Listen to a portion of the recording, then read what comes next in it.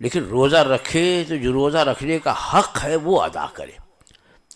روزہ رکھنے کا حق یہ ہے کہ آدمی اپنی زبان اور اپنی نگاہوں کو قابو میں رکھے، یہ نہیں کہ وہی روزہ بھی ہے اور گالی بھی ہے، غیبت بھی ہے، جھوٹ بھی ہے، فریب بھی ہے، بیہودہ کلام بھی ہے۔ نہیں، حضور ارشاد فرماتے ہیں کہ اگر روزے میں کسی نے بری باتوں کو ترک نہیں کیا، یعنی بیہودہ کلام کو، جھوٹ بولنے کو، غیبت کرنے کو، تو سرکار فرماتے ہیں کہ اس کے بھوکے اور پیاسے رہنے کہ اللہ کو کوئی حاجت نہیں۔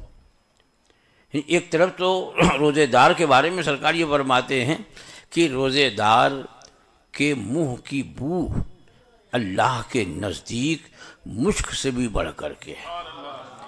خوشبو میں سب سے بہترین، سب سے مہنگی اور سب سے عمدہ خوشبو جو ہے وہ مشک ہے۔ تو اس ہماری دنیاوی خوشبو سے بڑھ کر کے روزہ دار کے بو کی بو اللہ کے نزدیک، وہ بو جو ہے اللہ کے اتنی پسند۔ تو ایک طرف تو روزہ دار کا یہ مقام و مرتبہ، اور دوسری طرف کہ اگر اس نے روزے میں بیہودہ باتوں کو، جھوٹ کو، غیبت کو ترک نہیں کیا تو اس کے بھوکے اور پیاسے رہنے کو اللہ کو کوئی پرواہ نہیں ہوتی۔ ایک جگہ ارشاد ہوا کہ روزہ ڈھال ہے، سپر یا ڈھال کہتے ہیں۔ پہلے جب تلوار سے اور بھالے سے اور خنجر سے سب جنگ ہوتی تھی تو ایک ہاتھ میں آدمی تلوار رکھے، ایک ہاتھ میں ڈھال رکھتا تھا، تاکہ مقابل کے وار کو، اس کے حملے کو اسی ڈھال پہ روکتا تھا اور پھر اپنا حملہ کرتا تھا۔ تو روزہ سپر ہے، یعنی عذاب سے روکنے کی یہ ڈھال ہے۔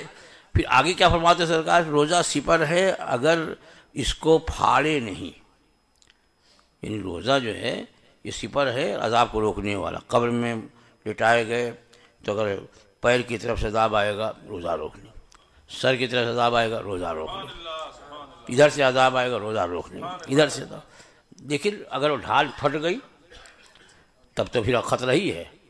آدمی جو حملہ روکے گا اور معلوم ہے کہ ہاتھ غائب ہو گیا، تو کیا فرمایا سرکار؟ اگر اس کو پھاڑے نہیں، اس کا پھاڑنا، فرمایا اس کا پھاڑنا جو ہے وہ جھوٹ اور غیبت، جھوٹ اور غیبت۔ روزہ رکھے، کتنا ہی روزہ رکھ جائے، لیکن اگر جھوٹ بولنا نہیں چھوڑے گا اور غیبت کرنا تو روزہ وہ جو ڈھال ہے نا اب وہ پھٹ گئی، اب وہ کام نہیں آئے گا وہ عذاب روکنے کے لیے۔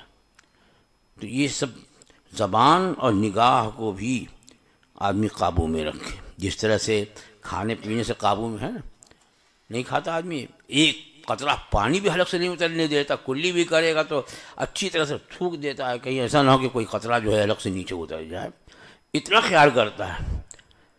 تو جس طرح سے اس کا خیال ہے اسی طرح ان باتوں کا بھی خیال ہو، تاکہ روزے کی نورانیت نہیں ختم، ورنہ چغلی، غیبت، جھوٹ، اس سے روزے کی نورانیت ختم ہو جاتی ہے۔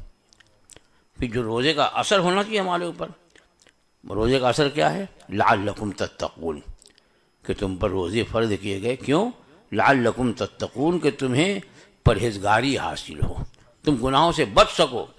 اور جو روزہ رکھ کر کے اور ہر چیز میں مبتلا ہے تو وہ پھر وہ روزہ کا کس کام کا؟ تو روزہ رکھو تو ان باتوں کا بھی لحاظ کرو۔ غیبت، آدمی آج کل جو ہے وہ غیبت میں سمجھتا ہے کہ کوئی گناہ ہی نہیں، معاذ اللہ۔ غیبت یہ نہیں ہے کہ کسی پر الزام لگاؤ، تہمت لگاؤ، وہ تو اتہام ہے، بلکہ غیبت یہ ہے کہ کسی کے غائبانے میں اس کا ایسا وصف ذکر کرے، اس کے بارے میں ایسی بات کرے کہ سامنے کرے تو اس کو برا لگے۔ اب غائبانے میں کیا تو یہی غیبت ہے، اور غیبت کرنا اور دنوں میں بھی، روزہ رکھ کر کے تو ہے ہی ہے حرام، اور دنوں میں بھی حرام ہے، اتنا سخت حرام کہ قرآن مجید میں یوں فرمایا کہ وَلَا يَغْتَبْ بَعْضُكُمْ بَعْضًا أَيُحِبُّ أَحَدُكُمْ أَنْ يَأْكُلَ لَحْمَ أَخِيهِ مَيْتًا فَكَرِهْتُمُوهُ، تم میں کا ایک دوسرے کی غیبت نہ کرے، غائبانے میں اس کی برائی نہ کرے۔ کیا تم میں کا کوئی پسند کرے گا کہ اپنے مرے ہوئے بھائی کا گوشت کھائے؟